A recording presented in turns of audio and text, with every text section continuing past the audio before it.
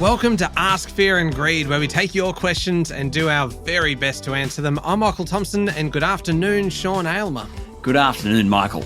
Sean, great question today. It has come in from Ryan, who has sent it in via the website. He went to fearandgreed.com.au.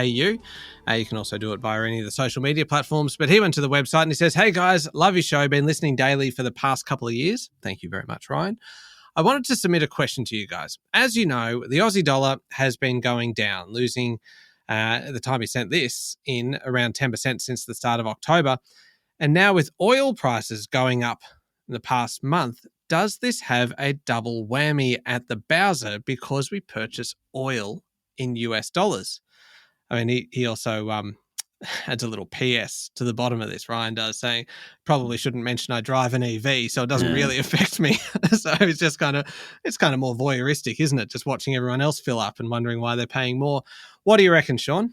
Well, yes, part of his question, which, Michael, you dropped out, is he was talking about the AUD against the USD. Really important that, because it has fallen 10% against the US dollar, not anywhere near as much against the euro or the yen. The short answer is, yeah. Oil prices going up pushes up petrol prices. The Australian dollar going down against the US dollar pushes up petrol prices.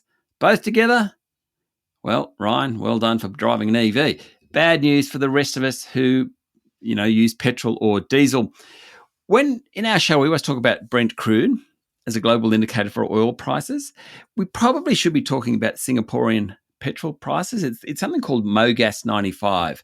So there's avgas, aviation fuel, aviation gas. Yep. MOGAS is motor gas. And what our petrol stations price off is the Singaporean MOGAS 95 petrol price. Kind of interesting. If you go to the Australian Institute of Petroleum website, which I do regularly, got a bookmark. Yep. Always. They said the wholesale price last week on average was 169.6 cents, Aussie cents. The average retail price is 180.5 cents. Therefore, you want to know how much your petrol station is making on per litre? Well, on average last week, that was 11 cents.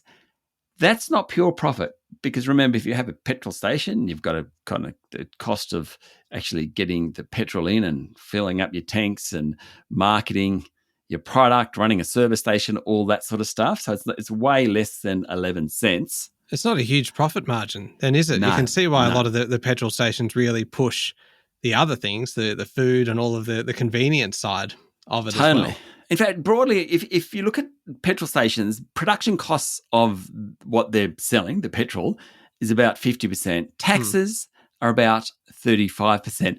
There's also a bunch of other costs like insurance, wharfage, because they come via ships, administration, marketing. So you're right. It's actually not much of a profit margin. They rely big time on scale, on volume.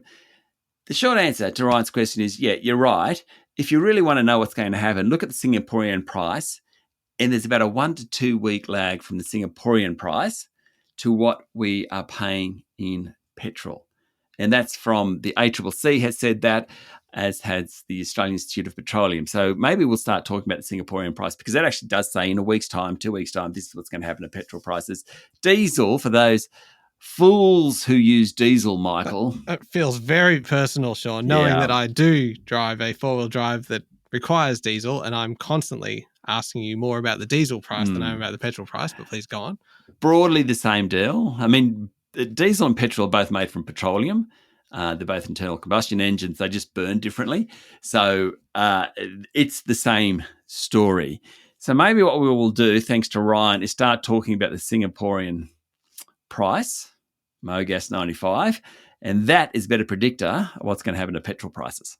I would love to know, though, why there is the lag between petrol and diesel prices, because often you kind of see petrol spike and diesel stays low, and then about 2 weeks later, diesel is suddenly climbing. Why there is this kind of delayed effect between kind of diesel and petrol prices, which may be an Ask Fear and Greed for another time. So if you ever have a question that's come in from Michael...